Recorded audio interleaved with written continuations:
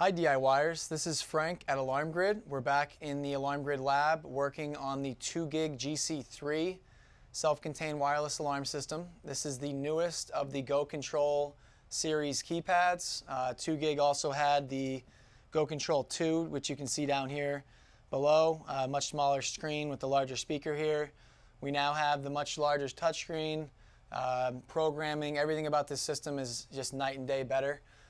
We've been very impressed with it so far.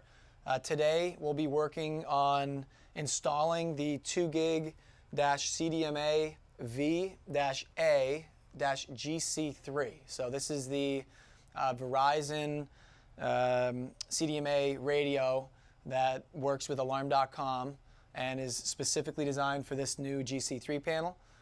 There's another 3GA-A-GC3, which is the AT&T version. We already have a video on that, so you can check that out on the channel. Today we'll be showing you how to install this for the first time. So we also have a video on doing a cellular swap. If you had a radio in here already and we're swapping to another one, there is a nice hot swap feature which allows you to keep the panel powered on and go into that cellular swap mode in the master programming menu. What we discussed in our other videos is that you cannot do that hot swap on your initial install. So this may change with new firmware, not really sure. In the guide that comes with it, it's a little confusing because it says you can do it when it's powered on. But what I've noticed in testing is when I go to that menu without a cellular radio installed, you'll notice that it basically does not offer a place to hit begin or start that process to cut power to the cellular module. So we'll stick with the regular traditional install of a radio where we would kill power to the panel, make sure everything's offline, install, power back up, and then just make sure things are working by doing a cell test. So we will start by powering everything down. So I'll put that radio down for a moment. There's a few different ways we can do this. Generally, we recommend disconnecting the transformer from the wall power. If you have an LT cable, LT dash cable from our website, alarmgrid.com, or the AC2 plug, which is basically the transformer, not the transformer that comes with the panel, but a separately purchased transformer that has the barrel connector on it. Either one of those would give you the ability to disconnect AC power, or disconnect AC power from the back of the keypad. I happen to be using one today, but just in case if you did custom cable it, we'll disconnect the transformer just to cover all of our bases here. So I'll start by disconnecting AC power. So I just removed our transformer from the wall outlet beneath here. You'll notice it said power lost on the keypad. I missed hitting OK there, but that's fine. The screen will kind of gray out a little bit or just kind of dim down. So what we'll do next is pop open the keypad. Okay, so we'll take our hands on top, grab our thumbs underneath, and give a firm snug, and that'll pop it off, and then you can lift up. And we have our AC power here. Again, this is our LT, so if this was either the LT cable or the AC2, you can just disconnect that from the port. This is just a DC barrel connector.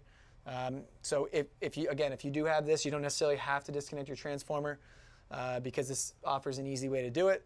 If you custom cabled it, rather than working with live power and having the transformer powered in and disconnecting here, we would recommend the transformer disconnection first. So since we already have our transformer disconnected below, I can plug that LT cable back in. You'll see just to the right of that port, that DC port, we have our white battery clip. So we'll slide this little plastic ring there off, and we'll disconnect the battery lead. We'll keep everything powered off. Again, we have our transformer disconnected, battery out. If we turn over the keypad, we can hit the keys, and this panel is completely powered down. So on the left side of the board, there's a small little tab here where you can grab and swing open the door. So that comes right off. It removes completely from the panel. We can now put down the door. We'll take our CDMA-V-A, CDMA-V-A CMDAV-A-GC3 for the GC3 panel. And we'll actually slide that in. The antenna sticks straight up. The golden connector here will slide right into the board. So you can see on the back side here, this golden connector sits right into the black plastic piece on the back of the board. It sits in nice and snug. There's this little tab here to grab it and remove it later. We can kind of just push that down. We can flip over again. We'll put in our low voltage DC backup battery there. You can slide that little plastic piece up in there to get it out of the way from the back plate. And then we can just put this right back in. If you had the LT cable and you weren't doing, and you didn't unplug the transformer, you could plug that LT back in just right in that, that female port. We'll feed the wire back in the wall. We can line up the hooks on the top of the panel so that's nice and snug, and then give that a firm press down. And then since we disconnected our AC earlier, we can go ahead and plug that transformer back in. I can first put the door back, snap that shut. We now have AC power back on. It'll take a couple moments for that to come back up. Once it does, we'll do a cellular radio test just to make sure we have some signals there. At this point, you'd want to document or take your documented ADC serial number there and send that over to your alarm company. At that point, they should be able to remotely activate service over the phone or on site. And if you have any questions on the alarm.com interface and the app and what that entails, you can ask your alarm company. So now that everything's powered back up, we'll go into system settings. We can enter 1111 for the default master code. If you've changed your master, which we always recommend doing, you can use that as well. Or you can use your installer code for this, the default being 1561. We'll do the cellular radio swap and then hit radio test with the blue button on the left. And at this point, you can see that we now have signal strength of 4 out of 6 bars. When you first come into this, you may notice that it may not show. Give it about 3 to 5 minutes after you've installed it to acquire a signal. I noticed that when I first powered up on my last install, it showed 1 out of 6 on this exact same radio in the exact same spot. So just keep that in mind. Give it about 5 minutes after the install. Then do your tests. You can even do another one here where it'll do a test in progress and show you the accurate signal as of right now. So we'll let that run through.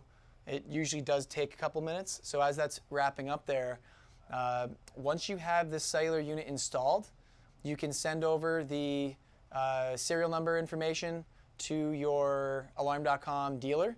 The dealer can take that and remotely activate service. You will need to send a cell radio test after they've already created your account in order to register the panel on the alarm.com server. Once you've done that, they should be able to pull in your information, offer you remote programming assistance, and set up the app for you. If you have any questions on alarm.com monitoring services, you can email us at support@alarmgrid.com. And we can see here that it came through successful. So it looks like the test did come through, showing 4 out of 6 bars. So it looks like we have great signal here. So usually anything over 3 bars is plenty. When you do the activation with your alarm.com dealer, you can verify the signal with them, make sure that things are okay. But this looks good for now. So we'll just back all the way out to the home screen. Now we have our 2 gig CMDAV-A-GC3 installed in our 2 gig GC3 Go Control 3 panel. At this point, you can enroll in your alarm.com service. And if you have any other questions on this, shoot us an email at support@alarmgrid.com. And don't forget to subscribe to our channel.